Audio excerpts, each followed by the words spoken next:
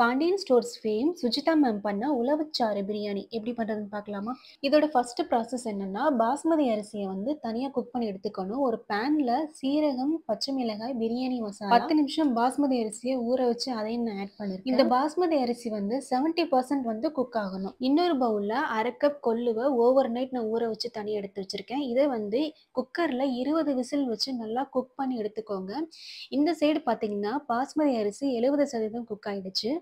இப்போ குக் பண்ண கொள்ளுவ நல்லா மிக்ஸில நல்லா ஃபைன் பேஸ்ட்டா அரைச்சு தனி எடுத்து வச்சுக்கோங்க. இன்னொரு கடாயில 2 டீஸ்பூன் ஆயில், 2 டீஸ்பூன் நெய் சேர்த்துட்டு பிரியாணி ஸ்பைசஸ் சேர்த்துக்கோங்க.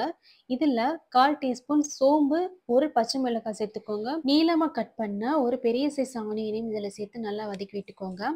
அரை டீஸ்பூன் இஞ்சி பூண்டு விழுது சேர்த்து நல்லா வதக்கிக்கோங்க. ஒரு மீடியம் சைஸ் தக்காளி நீளமா கட் பண்ணி அதையும் சேர்த்து நல்லா வதக்கி விட்டுக்கோங்க.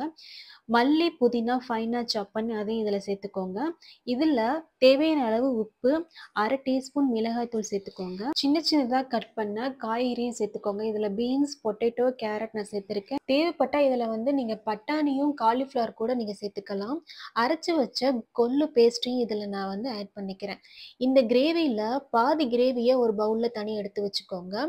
இதில் வேக வச்ச பாஸ்மதி அரிசியை மேலே ஃபர்ஸ்ட் லேயரில் போட்டுட்டு மறுபடியும் தனியாக எடுத்து வச்ச காய்கறி கிரேவியும் மேலே சேர்த்துக்கோங்க. மறுபடியும் 2வது லேயரா பாஸ்மதி அரிசியும் சேர்த்துட்டு அதுக்கு மேலே வேக வச்ச கொள்ளு பேஸ்ட், அதாவது உளவுச்சாறு அதையும் சேர்த்து ஃபுட் கலர் வந்து உங்களுக்கு தேவைப்பட்ட ஆட் பண்ணிக்கோங்க.